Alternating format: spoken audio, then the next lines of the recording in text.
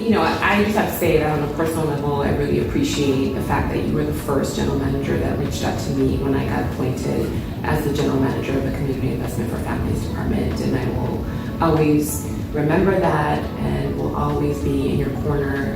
Again, the work that you all do is very much in line with the mission of our department. And I believe that representation matters. And I think in a city like our city, where we have 51% of the population that is female, we have to make sure that women have a seat at the table.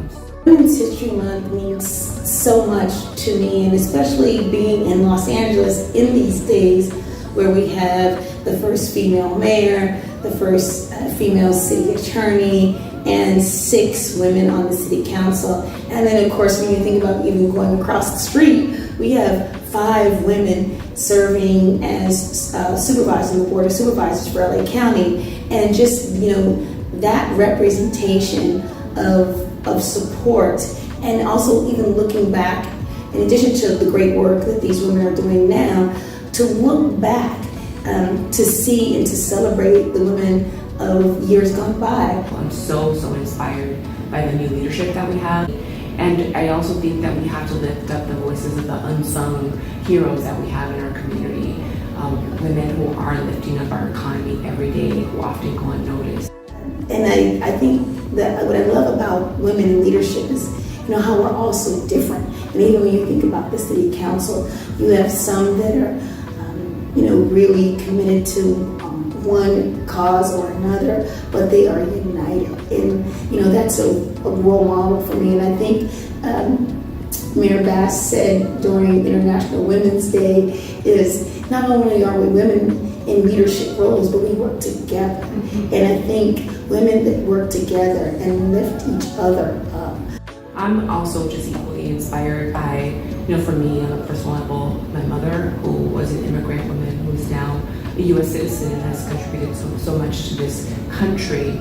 But I'm the first in my family to go to college, and she worked in a factory for 30 years and didn't have formal education, but instilled in me very early on that there was one way out of poverty, and that was through education, supported me on my journey. And I'm inspired by the 2 young women that I have the honor of calling my daughters, and really creating a better world for them so that they have an opportunity that I didn't have, and so that they continue to grow as our generations continue to flourish.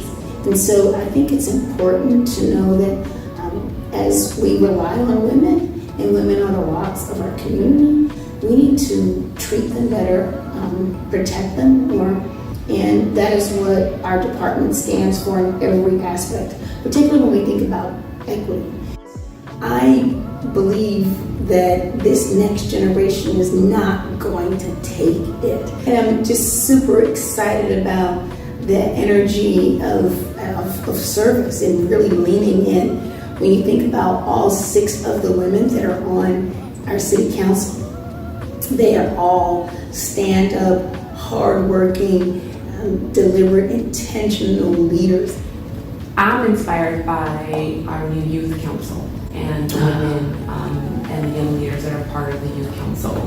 I will always encourage also more women to pursue a career in public service. For me, it's been my calling. I've been so honored to have this job for now almost 20 years. You're doing a great job too. I feel so honored to be in the role that I am in today.